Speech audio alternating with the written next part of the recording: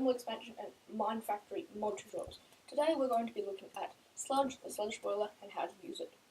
But first, before we get tangled up with the sludge and the sludge boiler, let's see what this stuff actually is. Now, this is a black liquid. It can be randomly generated in the world, and it can also be produced as a byproduct of harvesting.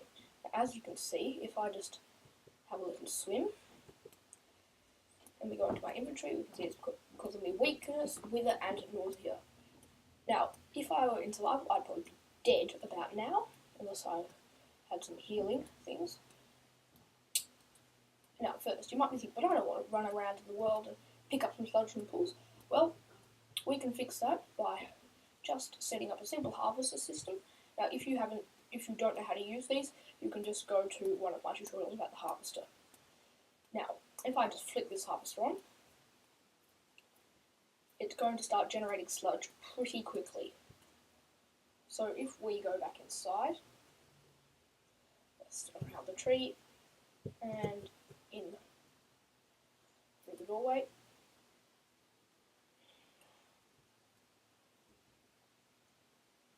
right, here we are.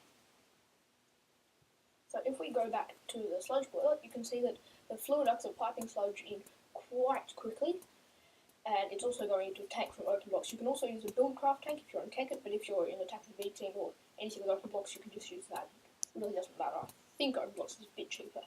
Now if I just flick this sludge boiler on, it's going to start working. And as you can see, if we go inside the sludge boiler, it has a liquid inventory like most of my factory reloaded machines that deal with liquids. Now, if you want to know how to craft this, well, I can tell you. Just go into our inventory, and we press recipe. May take a bit of a delay. Here we are. So you're going to need a bucket, which everyone knows how to craft, some plastic sheets, which can be made from raw plastic, which is made from smelting rubber into rubber bar, and then making it into this and crafting it, or rubber from any other mod. So, the other bits of the sludge boiler.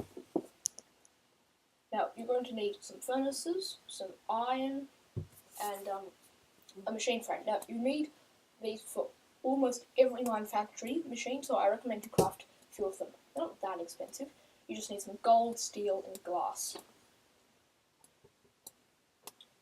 So if we go back to our sludge boiler, you're also going to need a redstone reception core. Now all you need for this is some redstone, gold, and another bit of redstone. If we go out, we're going to see that our sludge boiler is working. But what happens if I walk just here? Oh, got a bit of bad effects there. So, if you walk within 3 blocks of the sludge boiler while it's working, it's going to give you some pretty bad effects. So you might want to have a lever with a bit of redstone wire or something when you're turning it on, and maybe stick it underground or somewhere where you're not accidentally going to walk within 3 blocks. But you might be thinking, well, what's this going to do? It's just harming me and taking up power and harvester and liquid ducts, and it's just boring. Well, it's not, because if you go into this chest, you can see that it's outputting some very, well, normal things, which you might think, I can just get that in the bottom of any river.